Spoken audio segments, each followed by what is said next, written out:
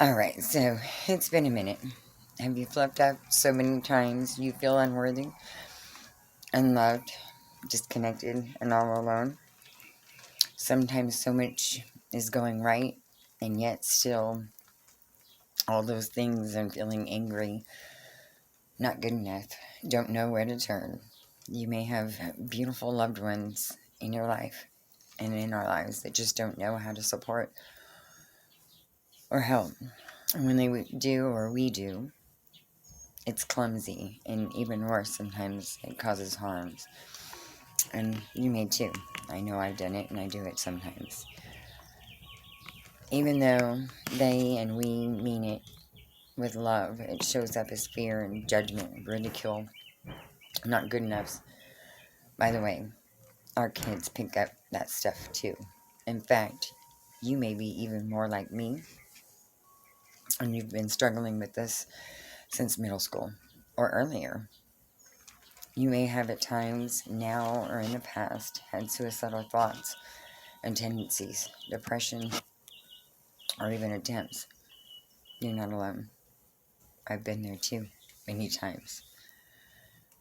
In fact, I wanted to end the pain and the hurt, the feelings of worthlessness, failure, not good enough, damaged goods, not worthy for life, happiness, and abundance. The only thing good for is service to others, doing what you're told, not what you want.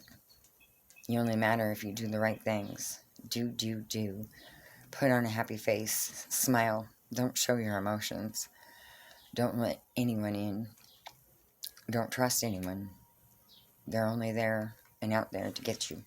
The fear, the anger, the rage, belittling. Don't do that. You can't do that. You'll be in pain. For the rest of your life, you'll be full of pain and inflammation and disease, getting worse and worse over the years. And the progression for me began in middle school, around the same age that our daughter is now. Our dream come true. My dream come true. I never thought I could have her. I thought that dream was way bigger than me. And thankfully I started doing the work on me. And I was gifted that miracle. The big hint is she's the reason why and behind my investing and deep diving into personal development, parenting classes, books, workshops, while healing me. Because change begins in me. Because by the time I hit middle school, to say my balloon was full, ever expanding, and leaking out on everyone I love would be an understatement. And unfortunately, in a lot of ways, they're still there. It's a work in progress. It always is. And thankfully and gratefully, it's less today than it ever was before. And I can only do better than I was yesterday, and better than the me today, tomorrow. By the way, a side note, Soul Shop out of Oakland, it's a workshop that was brought to the schools, and it's where I learned the balloon reference and a lot of helpful hints that has helped me and our family walk. Um, because kids and adults, we don't come with owner manuals. We're all doing the best we can, and thankful that we have better outside resources today than when I was Jazzy's age. My suicidal thoughts, self-harm, and escapism began slowly and continued from then up until now, this past Monday, June 7th.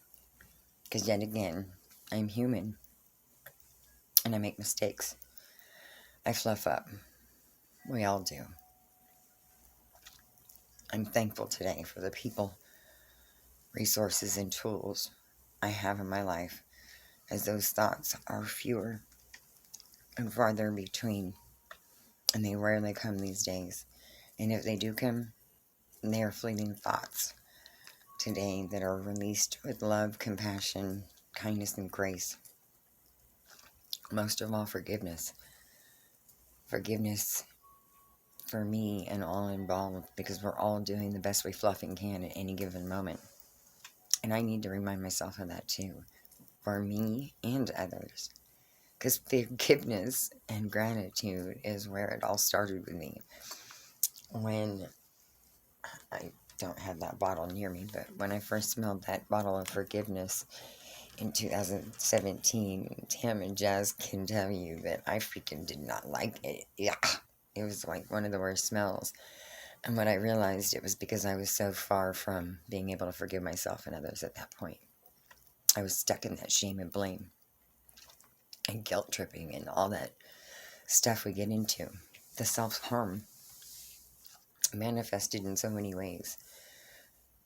From fighting and lashing out, drugs and alcohol, overworking and overdoing for others, forgetting about me, showing up in obligation rather than invitation, acting like a martyr, a know-it-all.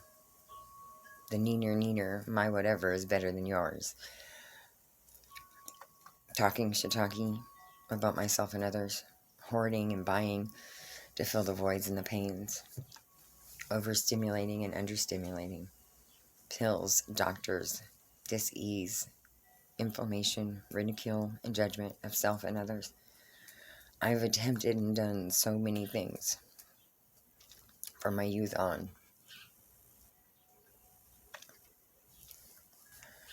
Even getting so drunk when I was a new mom that I hoped and prayed I would run into the hill or off the side of the cliff so Jazz could have a better life without me in it. I thankfully and gratefully have had many beautiful human angels that sometimes gracefully or clumsily, and I do too, and a higher power of my belief that I know today why it wasn't meant to be to end it on so many of those occasions that I thought that was the better way. Many may scoff at why I didn't seek out more help in doctors or anything else. And I did. I have, from asking my grandma the first time that stuff didn't feel right in me when I was younger and throughout my life. I have reached out. So many times and in so many ways I've reached out. I hate makes my head spin and whirl from experiences. And thankfully I'm blessed by the lessons today. Truly thankful and grateful. No matter what, we're all humans. We make mistakes. One of the things about homeschooling is they have these themes that help us think. And our first year of homeschool allowed me to give Jazz some grace space, because one of the things they said was it's okay not to know, but it's not okay to not try.